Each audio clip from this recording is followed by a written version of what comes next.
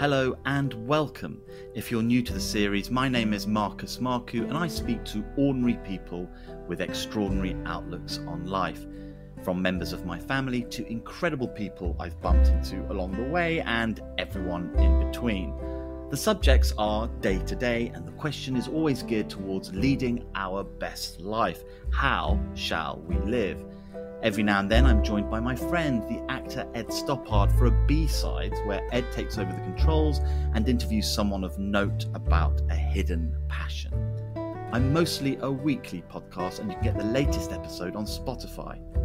This week's guest is Greg Thompson, a young Team GB athlete and one of our great hopes in Discus.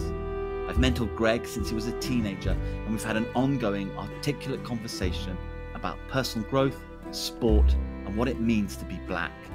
I spoke to Greg just after the protests following George Floyd's killing and just before the statues came down.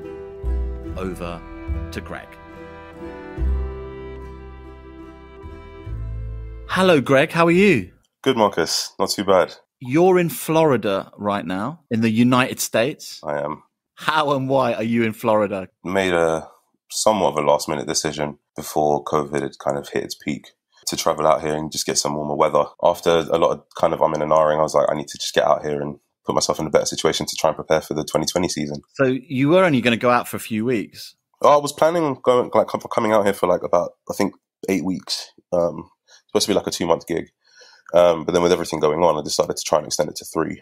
How does warm weather training work? We all hear a lot about it. What's the science behind all that? I mean, essentially, you're in a warmer environment which allows the body to be a little bit warmer, which optimizes performance, or at the very least improves performance. It goes so far as to kind of reduce the rate of injury, the likelihood of injury, because everything is well warmed up and ready to go. Now, Greg, you and I met when I came to do a talk at your school, I think about 8 years ago. Yes. 9 even. 9 years ago. Yeah. 9 years. Wow. God, that's gone quickly. And I was brought in really by one of your teachers who I was at school with to give this talk. I do remember you and I having our own private Q&A in front of like another 100 students. You always struck me as someone that was always keen to improve and get on. But there has been a lot of challenges in your journey, hasn't there? Most definitely. As with many athletes striving for elite success. I want to go straight in to your biggest setback today. Well, it came on the back of your biggest success when you threw a mighty 65.5. I should just state to the listeners that you got a full scholarship to the University of Maryland, which was no mean achievement, to throw for your athletics. Yes. And whilst there, last year, you threw 65.5, which is 3 meters off the British all-time record and placed you 4th in the list of all-time British discus throws, correct? Correct. Yeah, it did. And 65 meters, as I believe, is the automatic qualification for World Championships. Relative to what was the federation, the IAAF, now World Athletics, yes, that was kind of automatic grounds for admission. But the national governing bodies, for some reason, have the autonomy to add in additional clauses as they see fit. But why? I don't understand that. Listen, you're one of our most promising young athletes. You're self-financed. You've sacrificed everything. You've got a full scholarship off your own back. Self-coached. You're self-coached, all right? I've done my best to help you along the way. I know nothing about sport, but yet here I am at times giving you my drama school techniques about relaxing and letting go and being in the moment, right? Which had some relative success early on in our relationship. but I'm by no means an athletics coach. But it strikes me as unbelievable that you, being such a promising young discus thrower that's thrown 65.5, doesn't get into the Team GB for the World Championships. I don't get it. I think your thing at the end of the day, and this is my opinion, I don't necessarily think it's skewed or biased. I think it's through what I've experienced both as an individual athlete and from what I've experienced by way of my friends who are athletes who have also suffered at the same hand, you and, say that the business have always invested in people to the best of your capabilities. It's been individuals first, and you've treated me like a person, not as simply an asset.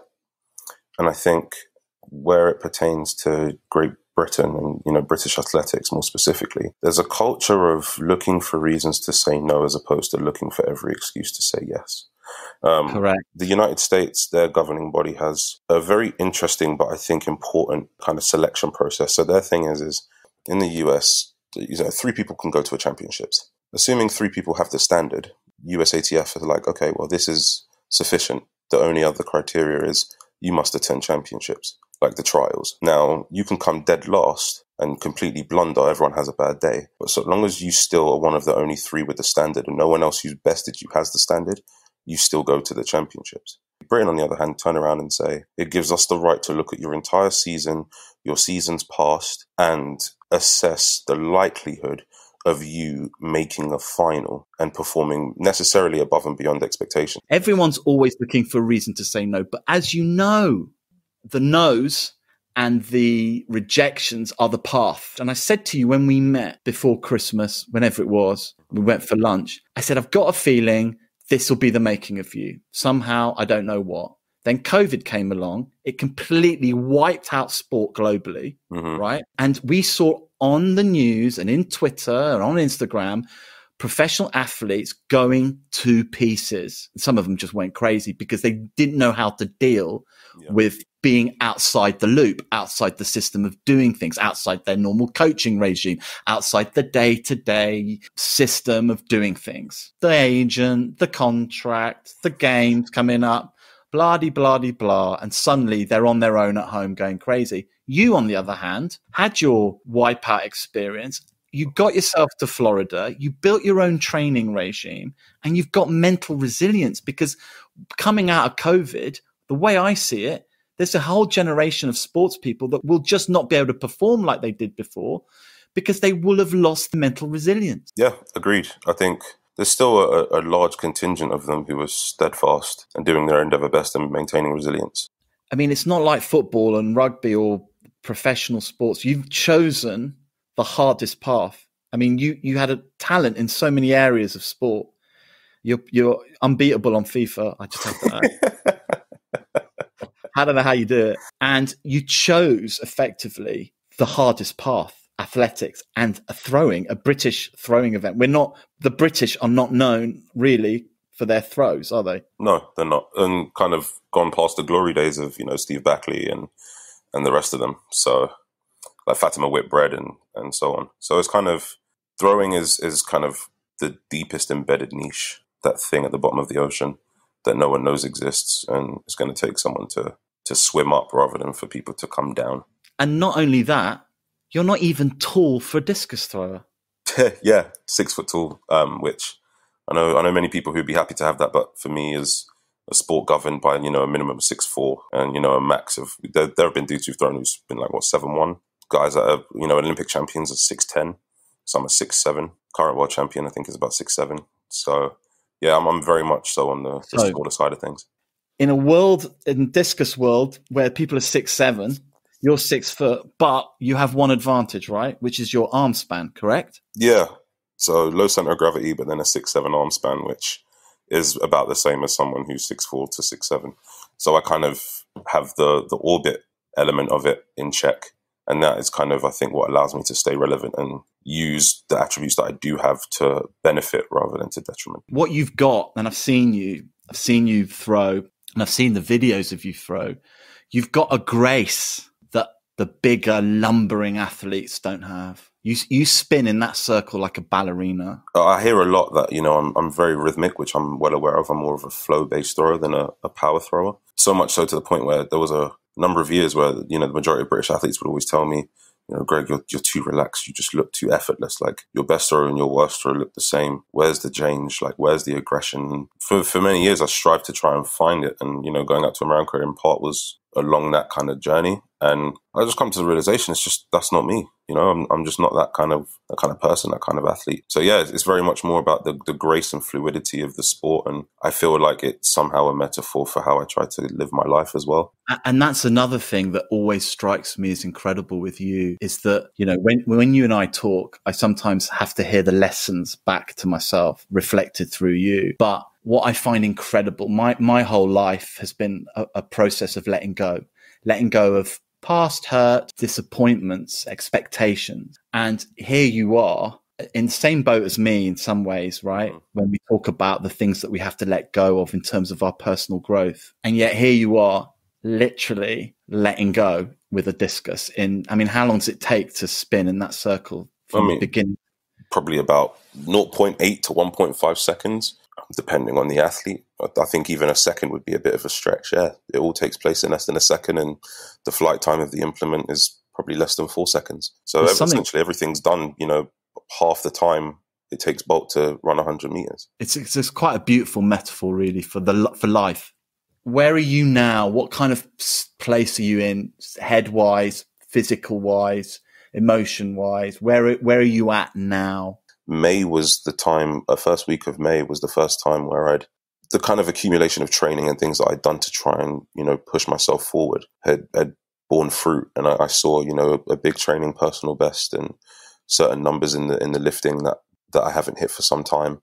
And it was just kind of that reaffirmation of like, you know, you are as good as you once believed. You have every right to believe this again and move on. And, you know, as much as I can't change the past, I'm also no longer in a position where I'm trying to be governed by it.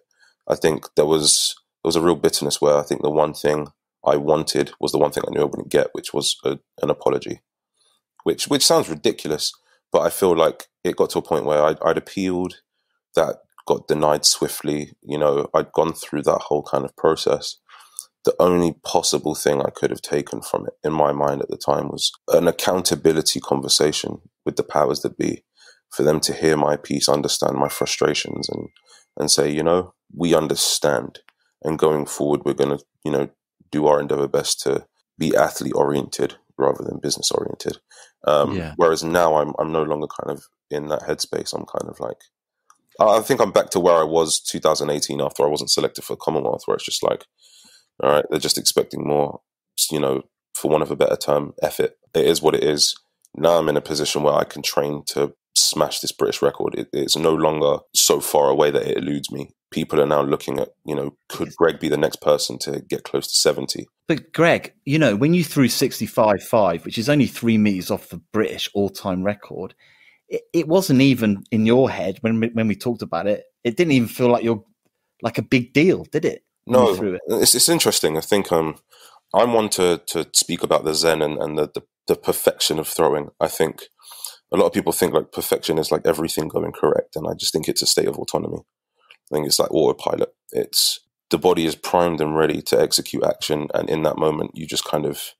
A lot of elite sportsmen and women in given sports, you know, allude to this. It's like time slows down and your mind is no longer the vehicle. It's just a spectator. You're in the passenger seat and you're just watching the body do what it's conditioned to do. And when I hit the disc, it was, okay, finally, this is the kind of throwing that I've expected of myself for a while now. That is what I need to make more consistent. That kind of consistency will breed that kind of zen throw. And I remember like hitting it, knowing it was big, walking off, just being like, all right, cool. And then they said 65 and, you know, the crowd went into absolute frenzy. And I was just kind of scratching my head like, I've gone from 61, even though I've known I've been capable of throwing bigger distances for a while, but on paper, I've only thrown 61. And all of a sudden, I've made this 4.5 meter jump. I'm a 65 meter thrower. And I sat in the dugout to just kind of process it. And in my head, I was like, I've got more in the tank here. And not when I hit that kind of zen throw, I know that there's nothing else I can do that day. And that is it. And I humbly accept it. And, you know, there's a smile on my face that can't get wiped. And I remember walking up to my coach at the time and he just said to me, dude, you know what's freaky? And he goes, I know how you operate. You have 1.5 meters, 2 more in the tank. And that was exactly what I was walking over to him to say. So the fact that he had come to understand me so well, to know that I had that in the tank also, was kind of that validation that I'm not being too much of a perfectionist. I am very level-headed here, and I understand that 66, 67 meters was within my window of opportunity that day. I went on to throw a 64.5, and in the last round I fouled a 66.5.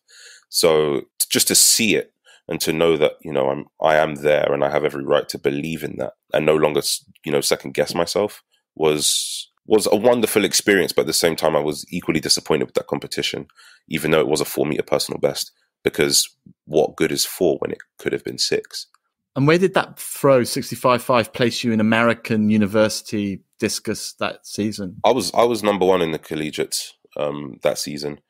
I had broken my division record. I'd broken the championship record, my school record. And it put me 2 meters ahead of the next best athlete at the time. So the University of Maryland were happy that they'd got you in. Must have been, surely. I mean, yeah, there was a return on investment, absolutely. It's a shame that, it didn't culminate in the winning of a national championship, but, that's just kind of the way the cards were dealt. So I just have to suck it up and deal with it. But as far as what a full scholarship would normally entail for a Power 5 institution, they definitely kind of, got much more than they probably bargained for. I know we've in the past talked a lot about what it is to be black, and I've gone on my own journey through mentoring you and through getting insight into stories about your treatment that at times would leave me speechless, specifically that time you came into the office and you looked broken and you'd explain the story to me about how you'd been really polite to 2 women on the tube and 2 white women, and you'd had your headphones on, but you weren't listening to music. So they assumed they couldn't hear you, and you'd got up and you'd made space for them and you'd moved to one side and they'd sat down, they'd smiled politely at you. And then one of them whispered to the other something about blacks. It was literally, they were looking at their maps and they were just confused. They thought they were on the wrong train, everything and this, and they were kind of looking around, looking for help, but weren't asking anyone. So I just chimed in and said, okay, you need to get to here and then go from here for here. And that was that. They said, oh, thank you, blah, blah, blah. And that was it. And then they were still looking kind of confused. There was one additional question they had. And another black woman chimed in and explained to them. And they said, oh, thank you so much. And then I smiled, put my head down. And as I looked back up, they just said, could you believe that black thing telling us what to do? This is the problem, in that it's these daily small slices that undermine, that destroy. This isn't about tackling white supremacists, taking on the police brutality, the racist institution. This is day-to-day life, isn't it? Yeah, it is. And this is what we outside the black community simply don't get. We assume racism in the kind of media context as a horrific act caught on a mobile phone, right? Yeah. And really what it is this fundamentally day-to-day disconnection between communities. To be, more terse with it, I think it's, if you look at an iceberg, 5% of it is, exposed out to the public, visible in all its glory. And the other 95% of it is submerged, hidden, implicit. And I think that's kind of how racism manifests itself and how it's so well integrated within society. I think through no fault of the majority of people, they've been subjected to implicit bias and conditioning, things of that nature, to the point where it's just become a normality for them, or they're so desensitized to something that they're unaware that they have these biases. But then you do have those instances, the 5%ers, well, probably a bit more than that, as I experienced on the train, people who directly have a cognitive issue with me and my people simply because we are the color we were born. It's just completely insane that the idea that a skin tone can effectively produce that kind of response or reaction from anyone. For me, it's insanity. I think it's ghettoization of society that breeds false narratives and social constructs of the other.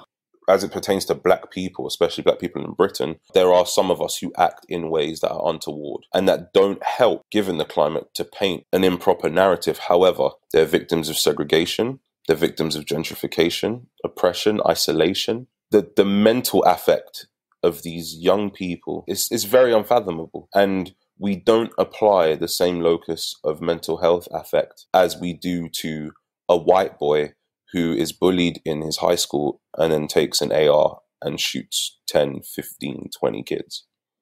No. When you put a group of impoverished people in a place and give them scraps, and you expect and know that they're going to fight for them, when they finally do fight, you label them as thugs and criminals and animals. And then it continues the social conditioning. Right, because those who are too ignorant to do the research or be exposed, unfortunately, to other sides of the pancake, so to speak, believe in the fallacy that the media and the news and everything like that are fully morally correct and in check and are painting the accurate depiction of the reality, and then use that to drive the narrative home. That I think 70% of British people are at some level racist, whether they speak it their mind or not. It's more than some that. level. You think it's more? I think it's 70-30. You don't have to be consciously racist to still be racist. I agree. You think it's tipped further, like 80-20, 90-10? I think ultimately it's insignificant. It doesn't really matter. I think the mere fact that there's still a percentage to be discussed, and the fact that it speaks to a majority, is unacceptable, no matter whether it's 51. Isn't it heartwarming? Isn't it heartwarming to see those protesters that aren't black out there as angry? I know it's a complex issue, because even on Twitter, I got some abuse from a black filmmaker who said thanks, but no thanks. It's like, I'm not going to take the guy on. I just go, yeah, okay, I get it. I understand that. But then my friend Marta Cunningham, who's a filmmaker and a black activist in LA, takes the opposite view with me and is like, go Marcus, go. We need that. So everyone's coming from a different place, aren't they? My thing is I understand my brother's decision to say thanks but no thanks on the basis of he is still a victim and he still has mental affect, and he has every right to take on or dismiss what he thinks is of use or of no use to him. While I may not share his view, I understand his frustrations and his decision, and I don't fault him for it. My thing is simply, whilst it is great that we are still garnering more and more non-black, non-person of color supporters and allies, if you want to call them that, they are still, at the end of the day, only a minority. It is as heartwarming as an ember in a thunderstorm. Jesus. Because ultimately, the problem is still afoot, and it is still bludgeoning my people and killing my people, and has their knee around the neck of my people on a day-to-day basis. And the mere fact that we have in America, and even in Britain, as young as 4-year-old black brothers and sisters protesting on the streets, and the media is portraying them as heroes and heralding them, we should be crying our eyes out at the fact that we're in a position where we're putting our children. It's crazy. The whole thing's crazy. So, and it's intergenerational and it's ancestral, and it's not going to be easy to unpick this one for planet Earth. This is many, many, many generations of work to undo, or it needs some massive consciousness shift. We're all of us bearing the weight of hundreds of years of abuse. That's a tough one. I mean, it could sound patronizing, and I'm very well aware of my white privilege. I get that. At the same time, it's like, I'm just going to do and act in the way that I feel is right. Yeah.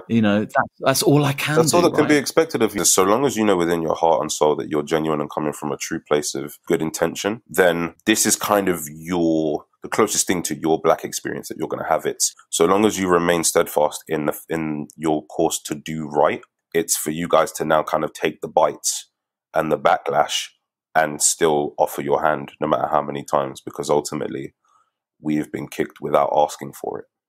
I was brought up, Greg, by the church, the Greek church, to really dislike Turkish people and Muslims. Me too.